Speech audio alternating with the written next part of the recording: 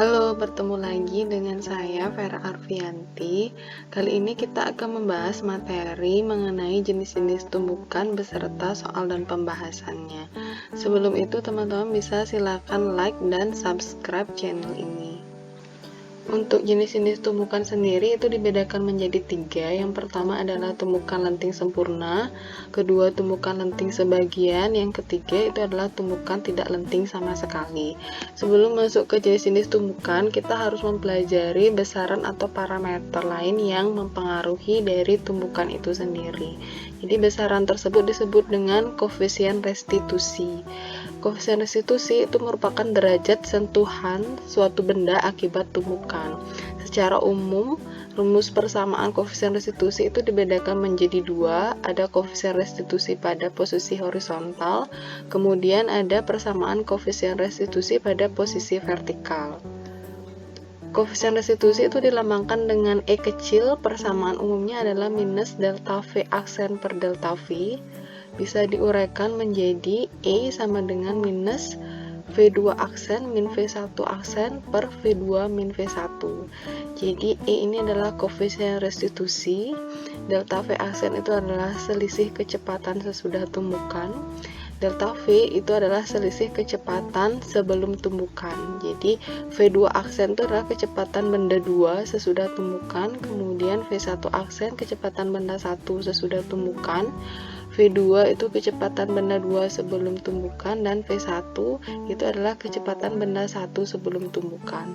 Ini juga merupakan persamaan koefisien restitusi atau E pada posisi horizontal. Untuk persamaan koefisien restitusi pada bidang vertikal, jadi sebelumnya kalian bisa perhatikan ilustrasi berikut.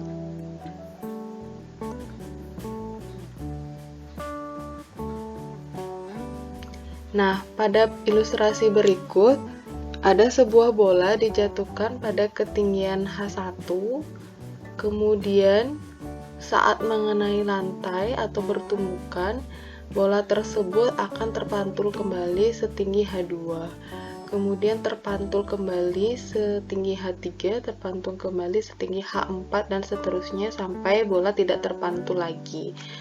Nah, untuk koefisien restitusi pada bidang vertikal ini, jadi persamaannya sebenarnya sama, diturunkan dari E sama dengan min delta V aksen per delta V, sehingga nanti akan diperoleh persamaan E-nya itu bergantung dari ketinggian, yaitu E sama dengan akar H2 per H1 dan sama dengan akar H4 per H3 dan seterusnya. Jadi nilai koefisien restitusinya itu adalah akar tinggi pantulan dibagi dengan tinggi pantulan sebelumnya, seperti itu. Jadi H1 itu adalah tinggi pertama bola saat dijatuhkan, kemudian H2 itu adalah tinggi pantulan yang pertama, kemudian H3 itu adalah tinggi pantulan yang kedua, H4 itu adalah tinggi pantulan yang ketiga.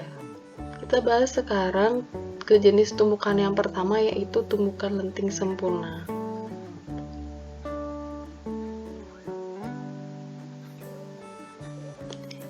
Bisa diperhatikan pada ilustrasi berikut, itu dia merupakan jenis tumbukan lenting sempurna. Jadi pertama bolanya itu dijatuhkan pada ketinggian H, kemudian saat mengenai lantai, bola tersebut bisa terpantul lagi setinggi H aksen, dimana tinggi pantulan H aksen itu besarnya sama dengan tinggi pantulan mula-mula, yaitu H. Jadi ketika bendanya seperti ini, itu tandanya V aksen kecepatan sesudah menumbuk lantai sama dengan kecepatan V sebelum menumbuk lantai, atau tumbukan yang terjadi itu termasuk tumbukan lenting sempurna karena H aksen sama dengan H. Jadi syarat yang berlaku pada tumbukan lenting sempurna itu yang pertama pasti hukum kekekalan momentum. Jadi setiap tumbukan apapun itu pasti berlaku hukum kekekalan momentum, artinya sigma P sama dengan sigma P aksen. Jadi momentum sebelum tumbukan jumlahnya sama dengan momentum sesudah tumbukan. Kemudian yang kedua, disebut dengan tumbukan lenting sempurna, itu artinya kecepatan sesudah tumbukan itu sama dengan kecepatan sebelum tumbukan. Jadi energi kinetiknya tidak ada yang hilang, sehingga akan berlaku hukum kekekalan energi kinetik. Jadi sigma EK itu sama dengan sigma EK aksen. Yang ketiga, nilai koefisien restitusinya pada tumbukan lenting sempurna itu adalah sama dengan 1.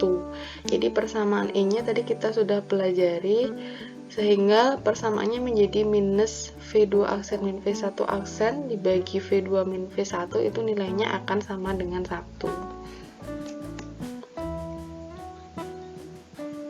Tumbukan yang kedua itu adalah tumbukan lenting sebagian.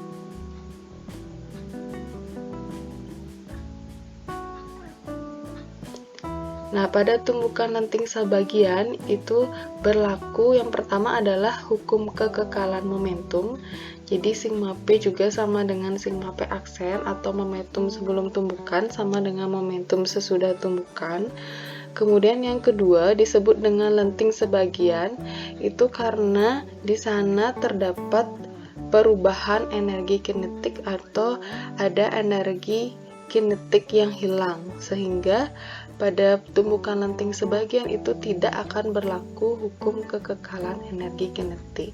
Jadi yang termasuk lenting sebagian itu kemungkinan saat dua benda bertumbukan bisa salah satu bendanya akan diam, atau mungkin nanti kecepatan dari masing-masing benda itu bisa berkurang seperti itu.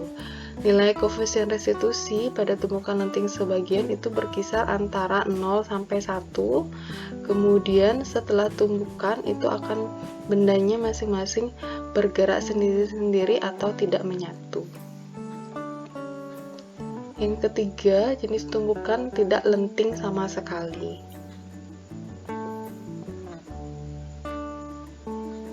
Bisa diperhatikan pada ilustrasi berikut. Jadi disebut dengan tidak lenting sama sekali ketika setelah tumbukan itu kedua benda tidak ada yang terpental atau kedua benda akan menyatu dan bergerak bersama-sama. Jika kondisinya seperti demikian, itu pasti disebut dengan tumbukan tidak lenting sama sekali. Pada tumbukan tidak lenting sama sekali itu akan berlaku yang pertama hukum kekekalan momentum. Jadi momentum sebelum tumbukan itu akan sama dengan momentum sesudah tumbukan. Kemudian yang kedua, tidak lenting sama sekali itu ketika sesudah tumbukan bendanya menjadi satu atau menyatu. Karena bendanya menyatu itu artinya adalah kecepatan setelah tumbukan dari kedua benda sama dan bergerak ke arah yang sama, sehingga dari V1 aksen itu nilainya sama dengan V2 aksen, bisa dilambangkan dengan V aksen. Pada tumbukan tidak lenting sama sekali itu juga ada energi kinetik yang hilang, sehingga tidak berlaku hukum kekekalan energi kinetik. Dan karena bendanya menyatu, nilai koefisien restitusi pada tumbukan tidak lenting itu adalah sama dengan 0.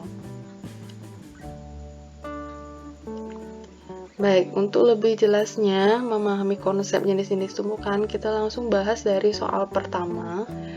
Sebuah bola tenis yang masanya 50 gram itu dilepaskan dari ketinggian tertentu. Kemudian jika setelah pemantulan pertama tinggi yang dicapai 5 meter dan tinggi pemantulan kedua 2,5 meter, maka tinggi bola tenis dijatuhkan mula-mula adalah berapa? Baik, yang diketahui di sini itu ada tinggi, atau kita bisa tuliskan terlebih dahulu apa saja yang diketahui. Jadi yang diketahui pertama itu adalah massa 50 gram. Kemudian dia dijatuhkan, kemudian akan memantul tinggi pantulan pertama. Kita misalkan tinggi pantulan pertama H1. H1-nya adalah 5 meter. Dan tinggi pemantulan kedua, jadi terpantul kembali, H2-nya 2,5 meter.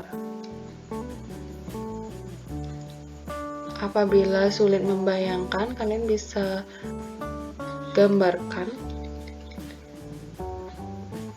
Jadi ini tinggi bola dijatuhkan, kemudian setelah mengenai lantai akan terpantul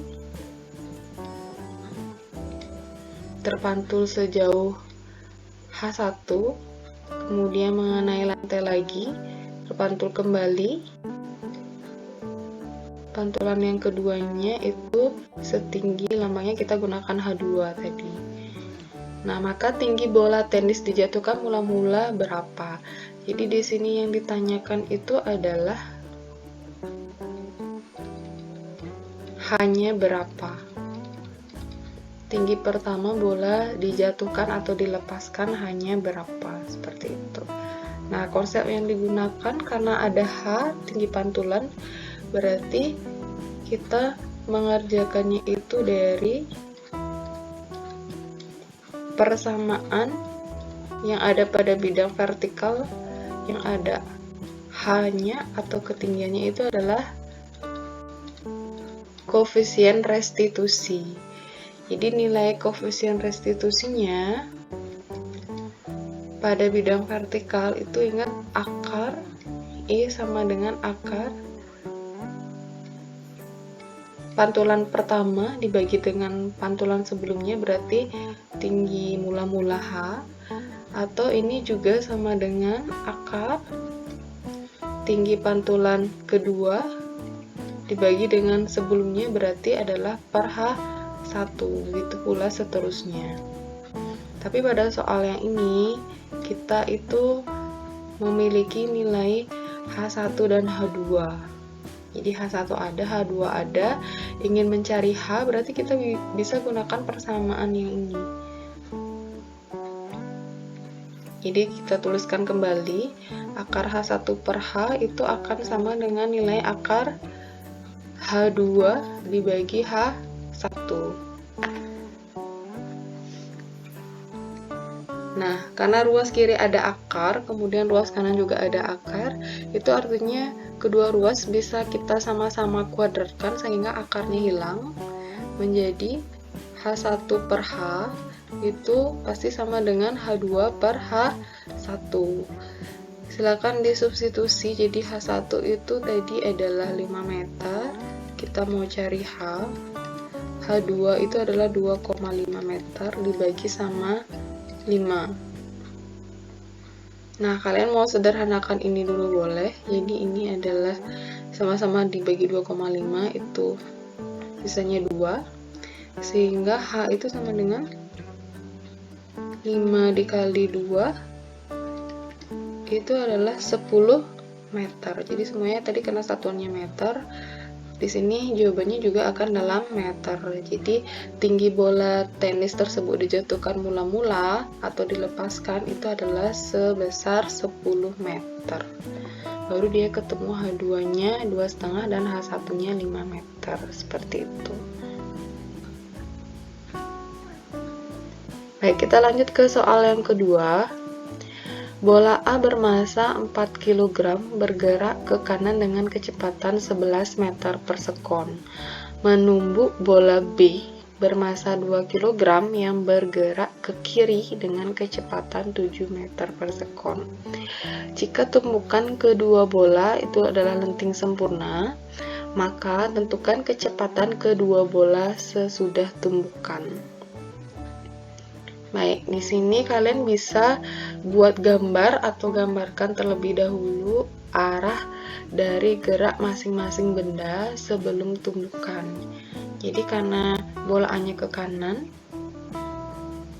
kita gambarkan A-nya ke kanan, kemudian bola B itu gerakannya pertama ke kiri, berarti kita gambarkan ke kiri. Ini kecepatan VA mula-mula, kecepatan VB mula-mula. Yang diketahui di soal itu adalah massa A-nya 4 kg. Kemudian massa B 2 kg. Kecepatan A sebelum tumbukan mula-mula adalah 11 meter per sekon ke kanan. Kemudian kecepatan B sebelum tumbukan adalah 7 meter per sekon ke kiri. Ingat di sini kecepatan itu besaran vektor, momentum itu juga besaran vektor. Jadi kita harus memperhatikan arahnya. Kalau misalkan kita gunakan yang ke kanan tandanya positif, itu artinya VB ini karena arahnya ke kiri berarti tandanya harus negatif. Berarti di sini VB-nya adalah min 7 meter per sekon, seperti itu. Kemudian yang ditanyakan itu adalah kecepatan keduanya ya, berarti sesudah tumbukan itu VA aksennya berapa, kemudian VB aksen juga berapa.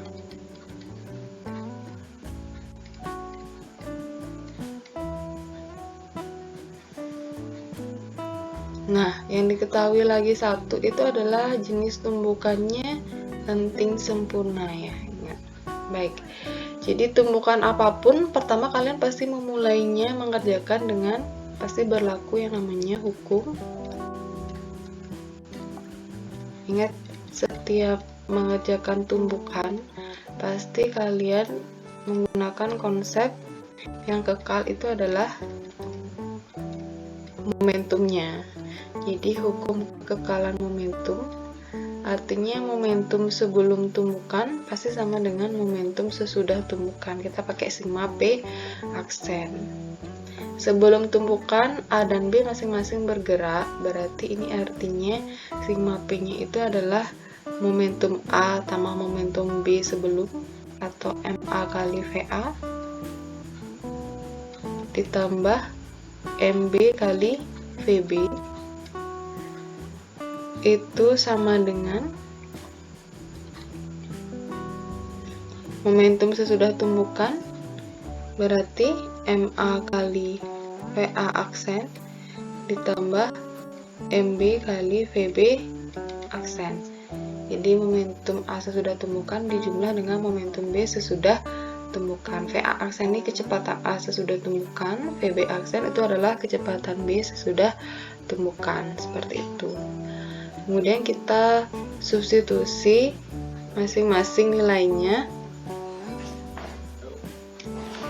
MA-nya adalah 4, VA-nya 11, kemudian VB-nya itu karena arahnya ke kiri harus di sini masukkan minus 7. 4 VA aksen ditambah 2 VB aksen.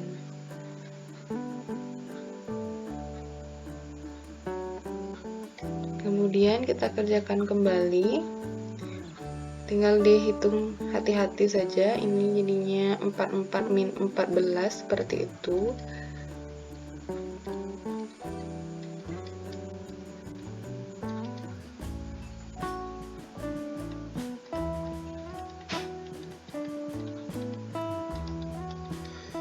Jadi 44 kurang 14 itu adalah 30 ya.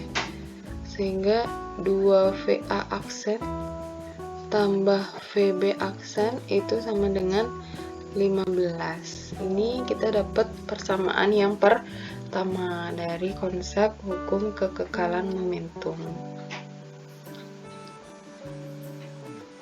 Nah, kemudian konsep yang kedua yang kita gunakan itu adalah lihat dari jenis tumbukan yang disebutkan. Jadi di sini jenis tumbukannya adalah lenting sempurna. Jadi ingat sebelumnya tadi kita sudah bahas untuk tumbukan lenting sempurna itu berlaku nilai koefisien restitusinya itu sama dengan 1 ya. Jadi E-nya sudah pasti sama dengan 1. Kemudian kita tulis persamaan I itu adalah minus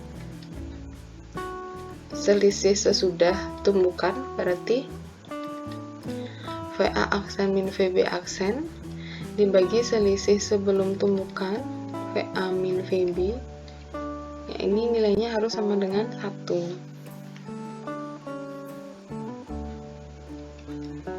VA aksen min VB aksen per VA nya itu 11 dikurangi dengan VB nya itu adalah min 7 sama dengan 1. Jadi di sini di persamaan I juga V-nya di sini adalah kecepatan. Jadi diperhitungkan arahnya. Ketika min, kalian harus masukkan min juga. Nah, sehingga VA aksen min VB aksen dibagi ini jawabannya jadinya 18. Itu akan sama dengan minnya kita langsung pindahkan ke ruas kanan boleh ya. Jadi minus 1 seperti ini. Atau VA aksen min VB aksen itu sama dengan min 18. Nah, ini adalah persamaan yang kedua. Jadi di sini ada dua persamaan dan ada dua variabel yang belum diketahui, yaitu VA aksen dan VB aksen.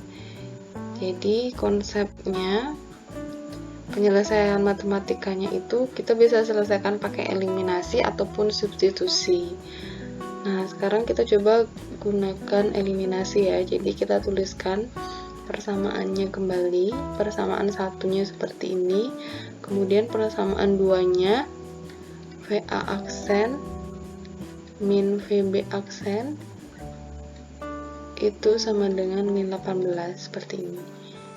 Nah, jadi kalau kita ingin menghilangkan VB aksen ada plus dan minus, berarti di sini kedua persamaannya saling dijumlah. Sehingga ini hasilnya adalah 2 VA aksen tambah VA aksen itu adalah 3. Kemudian 15 ditambah min 18 itu sisanya adalah min 3. Jadi VA aksen jawabannya adalah min 1 meter per sekon. Min di sini menandakan arah dari A sesudah tumbukan, itu adalah kita tadi pakai permisalan min itu yang ke kiri. Berarti benda A sesudah tumbukan itu dia bergerak ke kiri. Jadi sesudah tumbukan dengan benda B, A itu akan bergerak ke kiri dengan kecepatan sebesar 1 meter per sekon, seperti itu. Kemudian untuk mencari VB aksennya, jadi karena kita sudah ketemu VA aksen, kalian bisa substitusi ke salah satu persamaan, misalkan ke persamaan yang kedua. Jadi persamaan keduanya itu tadi adalah VA aksen min VB aksen sama dengan min 18. VA aksennya nilainya adalah min 1.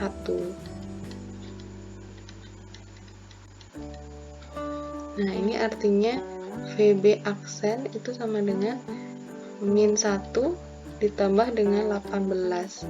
Atau di sini kita ketemu hasilnya adalah positif ya.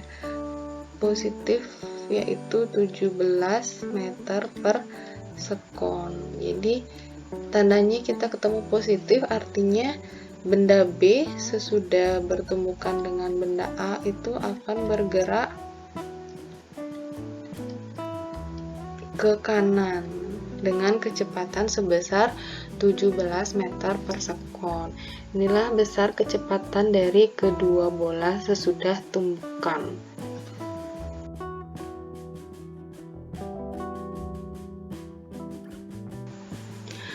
Baik, demikian materi beserta soal dan pembahasan terkait dengan jenis-jenis tumbukan.